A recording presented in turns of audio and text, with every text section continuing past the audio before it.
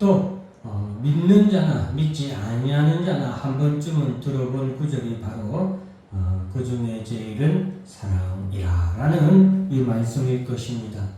기독교는 사랑의 종교다라고는 말을 들어보셨을 것입니다. 그만큼 우리 기독교에 있어서 사랑은 중요한 것이기 때문입니다. 사랑은 우리 기독교의 출발입니다. 하나님이 세상을 이처럼 사랑하사 독생자를 주셨다라는 말씀 여러분들 다 들어보셨을 것입니다. 이 세상을 하나님이 창조하신 것도 하나님께서 우리를 사랑하셨기 때문에 우리를 창조하셨습니다. 우리가 죄 가운데 빠졌을 때에도 하나님의 사랑은 여전합니다. 오늘 그 중에 제일은 사랑이라 이 말씀을 여러분들에게 전하고자 한 저의 가장 큰 목적은 이 하나님의 사랑을 여러분들이 알고 깨닫기를 원합니다. 우리 같이 한번 따라서 한번 해보겠습니다. 나는 사랑받는 사람이다. 사랑받는 사람이다. 사랑받을 수밖에 없는 사람이다. 사랑받을 수밖에 없는 사람이다. 여러분 이것을 꼭 기억하시길 바랍니다. 여러분이 태어나기 전부터 그리고 태어나서 엄마의 품에 안기기 전부터 그리고 여러분들이 이 땅에 살아가는 모든 순간순간 그리고 여러분들 혹은 여러분들 가운데서는 부모를 여의고 이제는 누군가의 부모가 되어서 살아가 누군가의 사랑을 받지 못하는 때가 참 오래된 그런 분들도 있을 것입니다. 그럼에도 불구하고 여러분들은 지금도 그리고 앞으로도 사랑받는 존재라는 것을 꼭 기억하시길 바랍니다. 여러분들을 변함없이 사랑하시는 분은 하나님 한 분뿐이라는 것을 또한 기억하시길 바랍니다. 왜 우리가 이걸 기억해야 되냐? 우리가 어렵고 힘들 때 우리가 누군가의 위로와 누군가의 격려가 필요할 때에 주저앉아 있을 때에 누군가 내 손을 잡아주길 바랄 때에 누군가 나의 눈물을 닦아주길 바랄 때에 여러분 두리번거리지 마시고 당황하지 마시고 변함없이 여러분들을 사랑하시는 하나님과 우리 주님께 외치십시오. 주여 나를 구원하소서. 주여 내 눈물을 닦아 주시옵소서. 주여 나를 일으켜 세워 주시옵소서라고 외칠 수 있는 여러분들이 되기를 간절히 주의 이름으로 축원합니다. 그래서 오늘 이 본문의 말씀을 여러분들에게 전하기로 제가 마음을 먹었습니다. 고린도전서 12장 31절 오늘 본문의 13장 바로 마지막 전구절에 너희는 더욱 큰 은사를 사모하라 내가 또한 가장 좋은 길을 너에게 보이리라 라는 이 말씀으로 끝마치고 13장을 시작합니다. 고린도전서 13장은 내가 사람의 방언과 천사의 말을 할지라도 사랑이 없으면 소리나는 구리와 울리는 꽹과리가 되고 내가 예언하는 능력이 있어 모든 비밀과 모든 지식을 알고 또 산을 옮길 만한 모든 믿음이 있을지라도 사랑이 없으면 내가 아무것도 아니요 내가 내게 있는 모든 것으로 굴죄하고 또 내 몸을 불사르게 내어질지라도 사랑이 없으면 내게 아무 유익이 없느니라. 여러분 1절부터 3절까지만 제가 여러분들에게 봉독해 드렸는데 이 말씀에서 사도 바울이 우리에게 무엇을 말하고자 하는지 여러분 그냥 너무나도 뚜렷하게 우리에게 말해주고 있지 않습니까? 사랑이 없으면 내가 아무것도 아니고 사랑이 없으면 내게 아무 유익이 없느니라 라고 말하고 있습니다. 그 앞에 내가 사람의 방언과 천사의 말을 할지라도 즉 내게 그 어떤 은사가 내게 있을지라도 그 어떤 능력이 내게 있을지라도 내게 사랑이 없으면 내가 아무것도 아니고 사랑이 없으면 그 어떤 능력도 내게 아무 유익이 없다라는 말씀을 우리에게 전하고 있는 겁니다. 최근에 슈퍼맨이라는 영화 다들 남녀노소를 물론하고 대부분 한 번쯤은 여러분 슈퍼맨에 대해서 들어보셨을 거예요.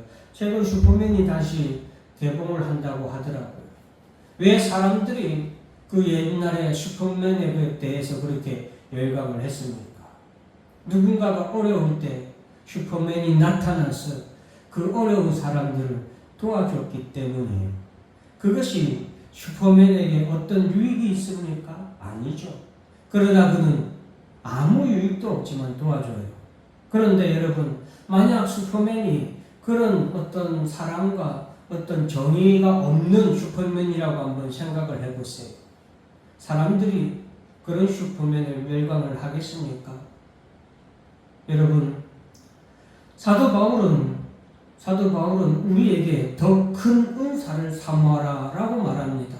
왜냐하면 고린도 교회 성도들이 이때 교회 내에서 자신들이 받은 은사를 서로 자기들이 받은 은사가 더 크다고, 자기들이 받은 은사가 더 귀하다고 서로 다툼이 있었기 때문입니다. 제가 옛날에 그런 얘기를 들었어요.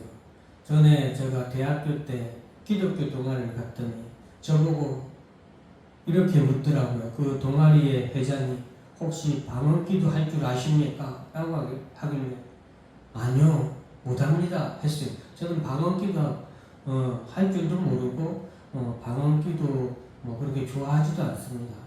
그런데 그 회장이 저한테 다음에 한 말이 충격적이에요. 아직 구원을 못 받았군요 하면서 저에게 쪽지를 주면서 제가 시키는 대로 따라하시면 금방 방언 기도도 은사도 받게 되고 구원도 받게 된다고 하면서 쪽지를 주더라고요. 나는 뭔가 대단한 비밀 있는 쪽지인 줄 알았더니 거기에 여러분 어떻게 써 있었는지 아십니까? 이렇게 써 있었어요. 울랄라 샬랄라 하면서 써 있더라고요.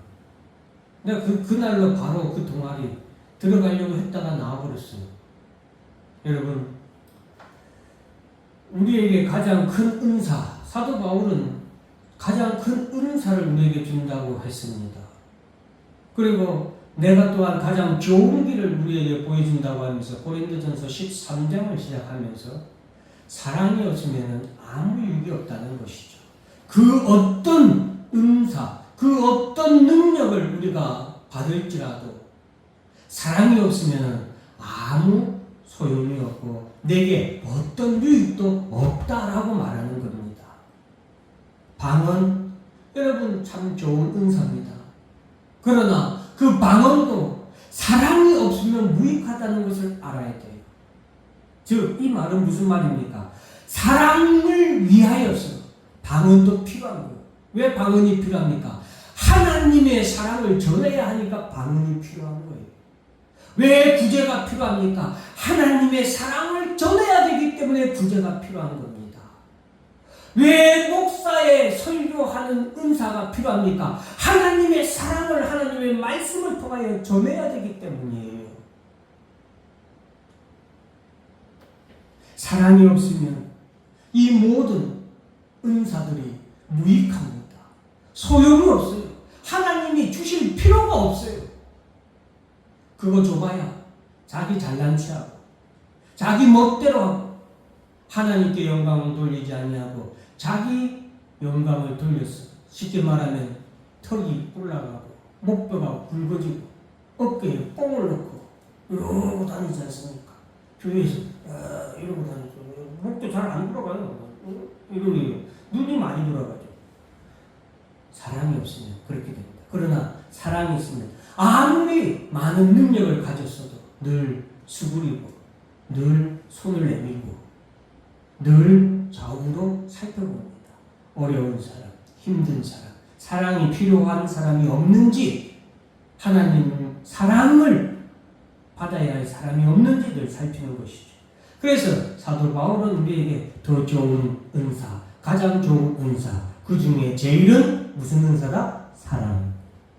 사랑이 가장 큰 은사고, 사랑은 모든 은사에, 좀 더 과하게 얘기하면 모든 은사의 본질입니다. 모든 은사는 하나님이 우리를 얼마나 사랑하셨는지를 나타내기 위해서 주신 은사요. 또한 하나님의 사랑을 받은 우리가 그 사랑을 또한 실천하도록 하시기 위해서 주신 은사가 사랑입니다. 그래서 이 사랑이 가장 중요한 것이죠. 요한복음 13장 34절에 보면 새 계명을 너희에게 주노니 서로 사랑하라. 내가 너희를 사랑한 것 같이 너희도 서로 사랑하라. 새 계명을 주셨다 했습니다. 주님이 우리에게 새 계명을 주셨는데 그것은 사랑이었습니다. 우리가 첫째도 사랑이고 둘째도 사랑이에요. 처음 해야 될 것도 사랑이고 우리가 마지막까지 해야 될 것 또한 사랑이라는 것이죠. 요한복음 15장 12절 내 계명은 곧 내가 너희를 사랑한 것 같이 너희도 서로 사랑하라. 주님이 우리에게 하신 모든 것은 사랑이었습니다. 예수님이 이 땅에 인간의 몸으로 오신 그것도 사랑이었고 아기 예수가 성장하고 그 예수가 십자가에 못 박혀 죽으신 모든 과정이 우리를 향한 사랑이었다라는 것을 우리가 알아야 되겠습니다. 그리고 주님은 또한 그 제자들을 마지막까지 끝까지 사랑하셨죠. 너희도 서로 사랑하라. 내가 너희를 사랑한 것 같이 너희도 사랑하라. 이것이 주님이 우리에게 주신 명령이고 계명입니다. 성경은 하나님의 사랑으로 가득 차 있습니다. 성경이 우리에게 무엇을 말하냐라고 할 때에 성경은 하나님의 사랑에 대해서 말한다라고 말할 수 있습니다. 여러분, 성경의 처음부터 성경의 마지막까지 하나님은 우리를 향한 사랑이 어떠한지에 대해서 말씀해 주고 있습니다. 하나님이 태초에 하나님의 천지를 창조하시냐 사랑의 시작입니다. 주여 어서 오시옵소서 내가 속히 가겠다라고 하신 주님의 마지막 요한계시록 말씀도 사랑이에요. 아닌 것 같습니까? 여러분, 하나님이 천지를 창조하시고 사람을 만드셨죠. 사람을 창조하신 하나님의 사랑의 기쁨, 하나님께서 창조하신 모든 것을 그 창조한 사람에게 아들에게 주는 하나님의 사랑의 충만함이 기록되어 있는 것이 창세기 1장이에요. 기쁨의 충만입니다. 26절 27절 볼까요? 하나님이 이르시되 우리의 형상을 따라 우리의 모양대로 우리가 사람을 만들고 그들로 바다 물고기와 하늘의 새와 가축과 온 땅과 땅에 기는 모든 것을 다스리게 하자 하시고 하나님이 자기 형상 곧 하나님의 형상대로 사람을 창조하시되 남자와 여자를 창조하시고 28, 29 보면은 하나님이 그들에게 복을 주시며 하나님이 그들에게 이르시되 생육하고 번성하여 땅에 충만하라. 땅을 정복하라. 바다의 물고기와 하늘의 새와 땅에 움직이는 모든 생물을 다스리라 하시니라. 하나님이 이르시되 내가 온 지면에 씨 맺는 모든 채소와 씨 가진 열매 맺는 모든 나무를 너희에게 주노니 너희의 먹을거리가 되리라. 여러분, 사랑이 느껴지지 않습니까? 남자와 여자, 아담과 하와를 만드시고 하나님이 만드신, 창조하신 그 모든 것을 하나님이 소유한 그 모든 것을 누구에게 줘요? 사랑하는 자녀에게 주는 그런 사랑 느껴지지 않습니까? 또 땅의 모든 짐승과 하늘의 모든 새와 생명이 있어 땅에 계는 모든 것에게는 내가 모든 푸른 풀을 먹을 거리로 주노라 하시니 그대로 되니라. 그리고서 41절에 하나님이 지으신 그 모든 것을 보시니 보시기에 심히 좋았더라. 여러분, 창세기 제가 예전에 할 때도 말씀 한번 드렸었는데 보시기에 심히 좋았더라. 중복된 강조. 하나님이 너무너무 좋았다. 이 표현은 사람을 창조하신 여섯째 날에 사용되었습니다. 그 모든 것을 창조하시고 자신의 자녀와 같은 아담과 하와를 창조하시고 자신의 모든 것을 다 주셨던 그날 하나님은 가장 좋아하고 기뻐하셨다라는 구절입니다. 죄를 지음으로 벌거벗은 수치심으로 숨어야 했던 아담과 하와에게 가죽옷을 지어 입히신 하나님의 사랑이 또한 기록되어 있습니다. 아담과 하와가 범죄하였죠. 먹지 말라고 한 선악을 알게 하는 나무의 열매를 그들이 먹고 하나님 앞에서 죄를 범함으로 그들이 눈이 밝아져서 그들의 죄가 보였습니다. 본래 그들은 죄 없는 인간이었지만 죄가 그들 가운데 찾아왔죠. 그들은 예전에는 벌거벗은 몸이었지만 그들은 부끄러워하지 않았어요. 수치를 몰랐어요. 왜? 부끄러움이 없었으니까요. 수치가 없었으니까요. 그들은 아름다운 그 자체였고 거룩한 하나님의 형상대로 짐을 받았기 때문이에요. 그러나 죄는 그들을 거룩하였던 그들을 부끄럽게 했고 수치심 가득한 인간의 모습으로 타락하게 했죠. 그래서 그들은 나무 뒤에 숨어서 하나님을 피하여 숨었죠. 그런 그런 아담과 하와를 하나님은 어떻게 하셨어요? 사랑하셨어요. 그럼에도 불구하고 하나님은 그들을 사랑하셨어요. 그래서 그들은 하나님이 어떻게 그들에게 행하십니까? 여호와 하나님이 아담과 그의 아내를 위하여 가죽옷을 지어 입히시니라. 가죽옷이라는 것은 동물의 피가 동물의 생명이 만들어낸 옷이죠. 전능하신 하나님이 거룩하신 하나님이 사랑하는 자녀를 위해서 벌거벗어 수치스러워하며 부끄러워서 자신을 피해 숨어야 했던 자녀를 위해서. 여러분 어렸을 때 부모님께 잘못을 저지르거나 혹은 실수를 했을 때 도망가 숨은 적이 아마 한 번쯤은 다 있으실 거예요. 그때 도망가 숨어서 혼날까 무서워서 들킬까 숨었던 여러분들의 부모님이 따뜻하게 손을 내밀어 주셨을 것입니다. 하나님은 바로 그렇게 그들에게 가죽옷을 지어 입히셨습니다. 스가랴 3장 1절에서 5절에 보면 대제사장 여호수아는 여호와의 천사 앞에 섰고 사탄은 그의 오른쪽에 서서 그를 대적하는 것을 여호와께서 내게 보이시니라. 사탄이 대적한다. 여호와께서 사탄에게 이르시되 사탄아 여호와께서 너를 책망하노라. 예루살렘을 택한 여호와께서 너를 책망하노라. 여기서 예루살렘은 성도들이에요. 이때 예루살렘은 멸망당할 존재였어요. 하나님을 떠나고 하나님 앞에 죄를 그냥 너무너무 많이 저지른 예루살렘, 멸망할 예루살렘. 그런데 이는 불에서 꺼낸 그슬린 나무가 아니냐. 시커먼 거죠. 그 죄악으로 말미암아 시커먼 우리들, 성도들, 예루살렘. 그런데 3절에 여호사가 더러운 옷을 입고 천사 앞에 서 있는지라. 우리를 나타내고 이스라엘을 나타낸 거예요.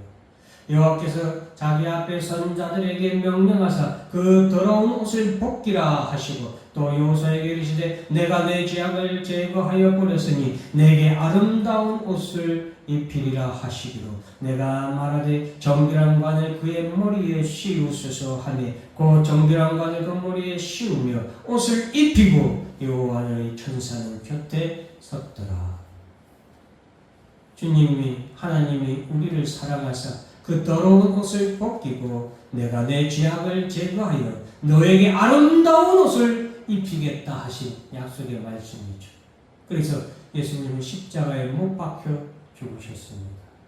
우리에게 거룩한 의의 옷을 우리에게 입히시기 위해서 십자가에 못 박혀 죽으셨던 거예요.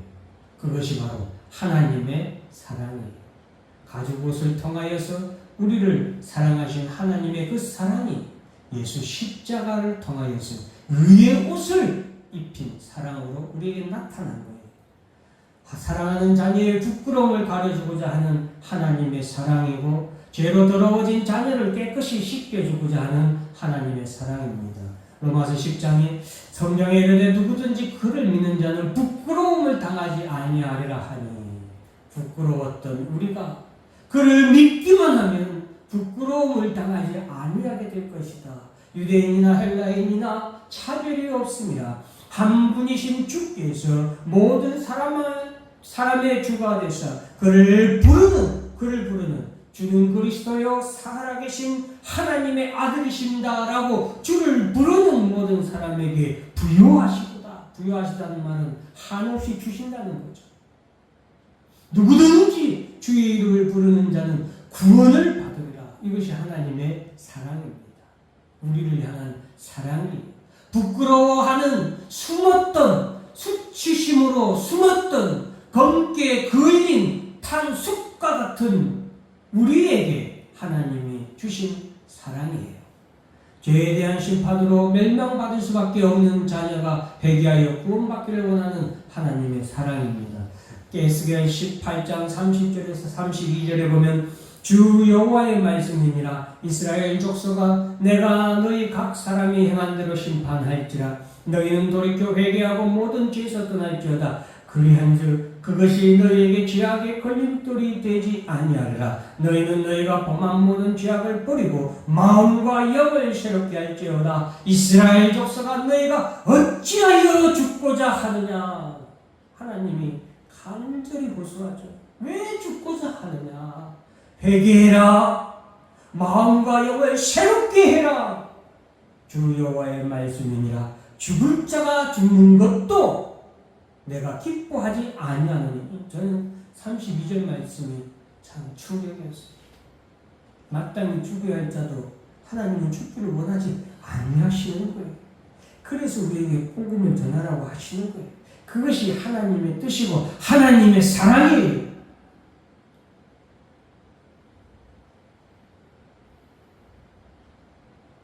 너희는 스스로 돌이키고 살지니라. 하나님의 사랑은 바로 이와 같이 모든 복음을 듣는 자들이 다 주께 나와 회개하고 마음과 영이 새롭게 되어 거듭나 구원받기를 원하는 것이 하나님의 뜻이고 하나님의 사랑이에요. 택함받지 아니한 자들도 하나님은 죽는 것을 원치 않으신다고 하신 그 하나님의 사랑을 기억하시기 바랍니다. 하물며 택함받은 우리인가 보냐. 하나님의 사랑은 예수 그리스도를 통하여 나타나시며 십자가에 못 박혀 죽으심으로 이루셨습니다. 요한복음 3장 16절 17절 너무나도 잘 아는 말씀이죠. 하나님이 세상을 이처럼 사랑하사 독생자를 주셨으니 이는 그를 믿는 자마다 멸망하지 않고 영생을 얻게 하려 하심이라. 하나님이 그 아들을 세상에 보내신 것은 세상을 심판하려 하심이 아니요 그로 말미암아 세상이 구원을 받게 하려 하심이라. 하나님의 사랑이죠. 예수의 이 땅에 오신 성육신 그 자체가 하나님의 사랑이에요. 하나님의 사랑이 하나님이신 예수께서, 성자 예수께서 인간의 몸으로 올 수밖에 없게 하신 거예요. 그것이 하나님의 사랑이에요. 그 예수를 믿기만 하면 구원을 얻도록 하는 것이 하나님의 사랑이죠. 그 사랑을 주님이 아시기에 이 땅에 오셨고, 그 사랑을, 그 하나님의 우리를 향한 그 사랑을 하나님이 우리를 얼마나 사랑하는지 주님이, 예수님이 아셨기에 예수님은 십자가 앞에서 자신을 위해서 단 한마디도 자신을 위해서 변호하지 아니하고 부인하지 아니하고 말없이 묵묵히 그 십자가의 길을, 그리고 십자가의 죽음을 감당하셨죠. 왜? 하나님의 사랑을 예수님도 아시고 예수님도 우리를 사랑하셨기 때문이죠. 요한일서 1장 7절부터 보면 사랑하는 자들아 우리가 서로 사랑하자. 사랑은 하나님께 속한 것이니 사랑하는 자마다 하나님으로부터 나서 하나님을 알고 사랑하지 아니하는 자는 하나님을 알지 못하나니 이는 하나님은 사랑이심이라. 하나님은 사랑 그 자체이죠. 하나님의 사랑이 이렇게 우리에게 이렇게 나타난 바 되었으니 어떻게 나타났냐? 하나님이 자기의 독생자를 세상에 보내심은, 보세요, 예수가 세상에 오신 것, 그것부터가 이미 하나님의 사랑이 나타난 거죠. 하나님의 사랑은 여기 있으니 우리가 하나님을 사랑한 것이 아니요 하나님이 우리를 사랑하사 우리 죄를 속하게 하여 화목제물로 그 아들을 보내셨습니다. 십자가에 못 박혀 죽으신 것, 그것도 사랑. 하나님의 사랑은 창세전부터 영원까지 변함이 없으십니다. 로마서 5장 6절부터 8절 우리가 아직 연약할 때에 기약대로 그리스도께서 경건하지 않은 자를 위하여 죽으셨도다. 우리가 아직 연약할